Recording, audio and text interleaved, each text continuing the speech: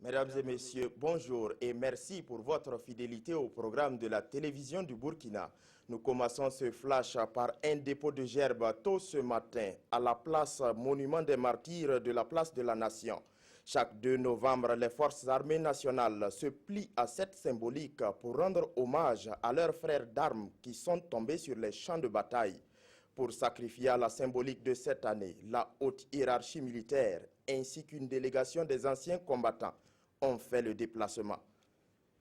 Un hommage a été rendu aux femmes battantes par la coalition Burkindi. Pour cette organisation, l'initiative vise à reconnaître le mérite des femmes qui ont consenti le sacrifice au nom de la liberté et de la démocratie au Burkina.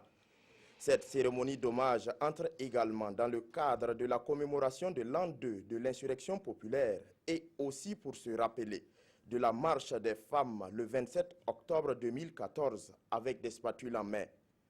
Renforcement des capacités des acteurs de la culture et du tourisme.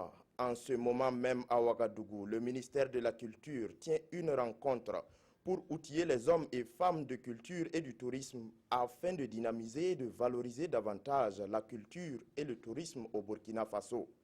Pendant 3 jours, ils vont se familiariser avec les modules de gestion et de promotion des industries culturelles et touristiques. Le général Kenya Odieki, à la tête de la force de l'ONU au Sud-Soudan, a été limogé ce mardi après sa nomination. On lui reproche sa non-intervention dans la situation d'agression sexuelle ainsi que son incapacité à répondre à une incursion de soldats sud-soudanais dans un hôtel abritant des employés d'organisations internationales. Le nouvel avion de chasse furtif chinois présenté ce mardi.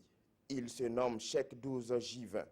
Il symbolise le renouveau militaire aéronautique de la Chine. Sa capacité et ses caractéristiques restées secrètes n'ont pas permis aux experts d'évaluer sa performance. Donald Trump dévance Hillary Clinton dans les sondages. Selon l'étude d'ABC Washington Post, le candidat républicain recueille 46% des intentions de vote contre 45% pour la démocrate. À l'exception d'ABC Washington Post, tous les autres enquêtes d'opinion publique donnent toujours l'avantage à Hillary Clinton. À une semaine des élections, les deux candidats tentent toujours de convaincre les États indécis comme le Wisconsin et l'Ohio.